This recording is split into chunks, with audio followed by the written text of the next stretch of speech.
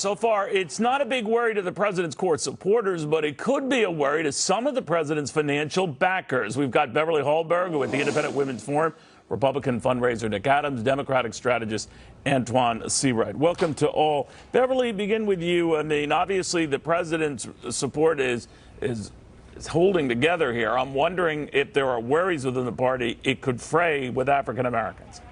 Well, I think when you even look at the suburban women vote, which did go towards the Democrats in the midterm elections, there's question about his style over substance. Are people going to disagree with style?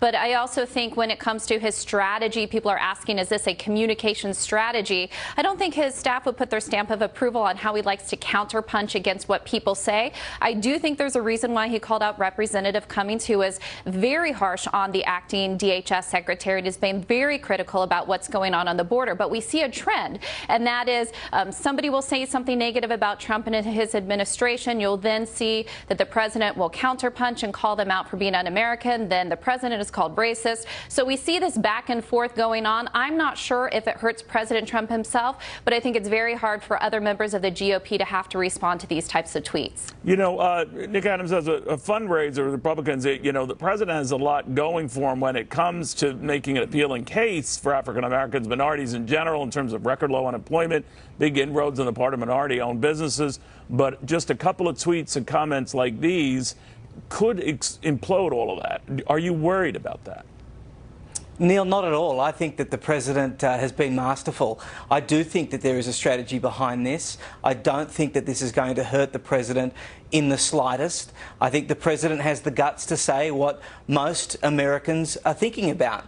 And the donor class is no different to that. But how is that masterful, Nick, to say go back to your country? I mean, whatever his intention was, do you think that hurt it? Well, no, look, the reality is, Neil, that what's going on in the inner cities needs to have a light shone on it.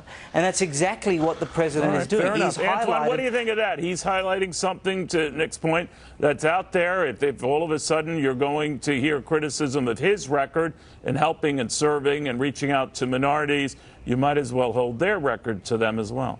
Well, first of all, when you're the president of the United States, every community falls under your responsibility. So there is no certain constituency you represent. Second of all, the president, we know the president says and tweets and does racist, right-wing, red meat behavior to generate a certain response from certain segments of the population, primarily people who continue to support him and vote for him. And it's just a distraction to get away from talking about the issues that matter. And he continues to go after women and people of color or people he view that will be controversial in some way, shape, or form. If you're going to criticize the president or call him a racist, you're Elijah Cummings, your district includes where a lot of this stuff is happening under your watch. I'm not blaming the Congress any more than I am, you know, let's say the president, but that is your neck of the woods, right? Cavuto, name a district in this country, no matter where it is. One of the poorest districts in this country is in New York City, represented by a Republican. Name a district that does not have pockets of poverty. The problem is Elijah Cummings and people in Baltimore have opened their arms and wanted to work with the president on issues. Elijah Cummings went to the White House. Issue, right? This issue is not improved on Republican or Democratic presidents. Barack Obama bemoaned it. We had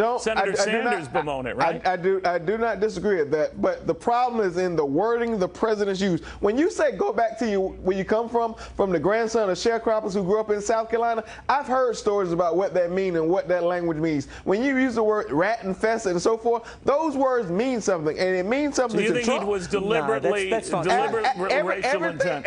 Cavuto, everything Trump does is very calculated. It's like Madonna. Everything he does is calculated and it generates a certain response. So, Beverly, let me ask you the fallout from this. Whether you agree or disagree with the president's wording and tone, are you worried that it's wiping out, and are you hearing from people who are worried that it's wiping out the real progress he's made with these communities that are now enjoying probably the best economic environment they've seen in decades? Well, look at the unemployment rate of African Americans alone. It's at the lowest it's been in decades. Some are saying ever before. So when you take a look at the progress, there is a lot that he could tout. This changes the news cycle. It's at the top of your show today. This is what we're talking about today, another weekend tweet storm. Look, I think it's completely valid to call out cities like San Francisco and Baltimore for their crime and poverty, and for the politicians who run those cities who can't fix it. But it's the name calling. It's not helpful when he goes to some of the terminology he does. No. Neil, African Americans could not have a greater president than President Donald J. Trump. You gotta be kidding me. You have to say this in a joking manner. He's the best thing that has happened to the African American community in a long time. That is would you political. rather nice words or Anybody nice that's progress truthful on the job front, on the will know economic that that's front? the fact. It is political malpractice for you to sit here and say to me as an African American that Donald Trump was the best thing to ever happen to me. I think it's a slap in my face, first of all, and I would hope that you wouldn't say that. Second of all, in your face, Antoine. No, look just at the numbers. The politics and the heat. I grant you on both sides over the top. But is it an affront for African Americans who are now enjoying the lowest unemployment rates as an aggregate, as a group, ever? Is that an insult to them? Can I tell you a political reality and a reality for people who look like me? There are people in our community and in communities across this country, even working poor white people, who are trying to forget about trying to make ends meet. They're putting two ends together, hoping they meet under Trump's economy. So this idea that everything is so peachy and cream for people of color and communities around the country, I think is a false narrative. That's not the reality. There have been article after article who prove this point. All right, final word on this subject. I'm not going to call you C, right? I'll just say Antoine and Nick and Beverly. Thank you, Cavuto. Thank you, Thank you, guys. You know, you had to sing that in there. All right, now this.